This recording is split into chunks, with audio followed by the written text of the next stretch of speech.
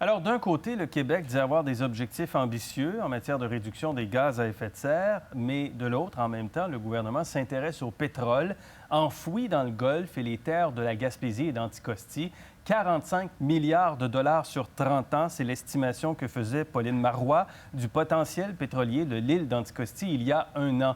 Mis à part les fluctuations du prix du pétrole, est-ce que cette projection est juste ou est-ce qu'elle est exagérée? Un film, en ce moment, remet en question ces chiffres. On va vous en parler un peu plus tard, mais d'abord, l'ingénieur Marc Durand dénonce l'utilisation de telles projections. Il est avec nous ce soir. Bonsoir, M. Durand. Bonsoir. 45 milliards sur 30 ans, on l'a répété, on l'a entendu, c'est exagéré, ce n'est pas une bonne projection, à votre avis. Pourquoi? Ad nauseam, et je me suis informé directement auprès des autorités compétentes. Ça ne repose sur aucune étude écrite. Donc, le lobby pétrolier, je pense, a fait son bon travail.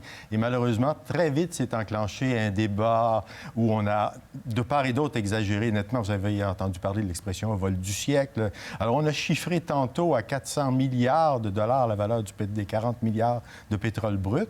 Tout dépend du taux de récupération. On sait qu'il y en a 40 milliards de barils en place. Ouais. On ne le conteste pas. Mais quelle est la quantité qu'on peut extraire par la fracturation? Et ça, c'est fort discutable. Et là, on parle vraiment de l'île d'Anticosti. Je veux simplement montrer une carte de l'île d'Anticosti que vous nous avez fournie avant de parler des taux de récupération. Il faut savoir que sur l'île d'Anticosti, une très grande part de l'île, essentiellement toute l'île, là, je vous dirais, n'est pas exploitable en quelque sorte. Non, il y a déjà une partie qui est exclue par la présence d'un parc. Ça représente environ 15 de Donc, l'île. tout ce qui est en jaune n'est pas fracturable. Ce qui est en vert, c'est un parc. Ce qui est en jaune, ça se situe à une profondeur qui ne respecterait pas des normes de fracturation telles qu'on les pratique actuellement en Amérique du Nord. Oui. C'est-à-dire c'est trop peu profond et la fracturation, là, engendrerait certainement des dommages considérables. Cela dit, pour faire une annonce, et parce que les pétrolières sont là, puis parce que le gouvernement est là, on juge que ce qui est restant est quand même intéressant.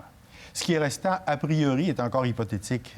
Et dans ce qui est restant, il y a quand même, je dirais, suffisamment de données pour que j'ai regardé l'ensemble de ces données-là. On a eu en 2011 un rapport Sproul qui établissait pour Pétrolière 32 milliards.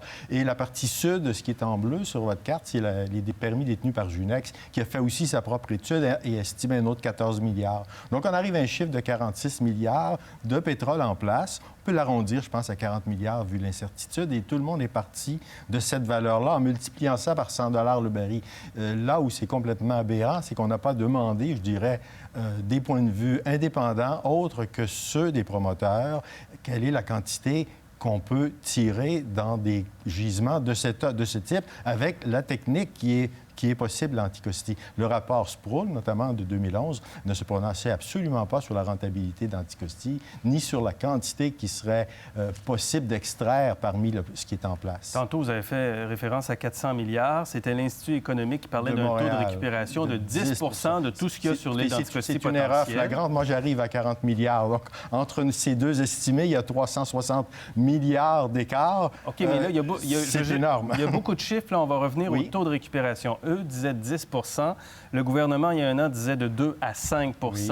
Vous êtes autour de 1 de taux de récupération potentiel de tout ce qu'il y a. Pourquoi vous n'êtes qu'à 1 À 1 c'est, je dirais, une valeur qui est une moyenne ou une moyenne basse dans ce qui se fait actuellement dans des grands gisements. Tout le monde a entendu parler du Dakota. Alors, au Dakota, c'est 1,2 dans un gisement, qui contenait déjà un peu de pétrole liquide exploitable, ce qui n'est pas le cas à Anticosti.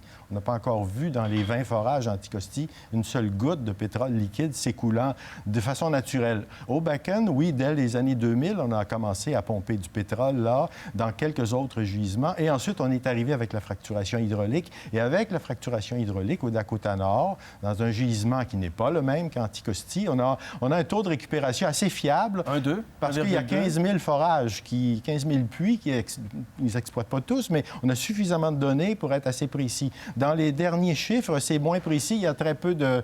Vous voyez, le 2,8, actuellement, c'est pas commencé encore l'exploitation. 1,4, 1,2 Il y en a 4 en bas de entre 1 et 1,5 Monterey, Californie, 2,8 puis puis en Montana, on va jusqu'à 5,6. Californie, c'est un gisement hypothétique qui n'est toujours pas en exploitation. Il n'y a pas encore un seul puits et c'est un estimé qui a été revisé en 2014 dans la référence que je cite et que vous citez aussi. Ouais. On a le chiffre de 2008, mais il est possible que ce soit beaucoup moins que ça. Il est possible qu'il ne soit absolument pas exploitable non plus. Alors, pourquoi vous pensez qu'on est plus près de ça que du 2 à 5 qui est évoqué? Puis, évidemment, le 5,6 qui correspond à peu près au chiffre des promoteurs. La compagnie pétrolière avançait elle-même le chiffre de 5 Le 5,6 c'est pour un petit gisement qui a une très faible étendue, qui est 200 fois plus petit que le Bakken. Donc, on parle d'une petite concentration qui n'est pas nécessairement un gisement comparable.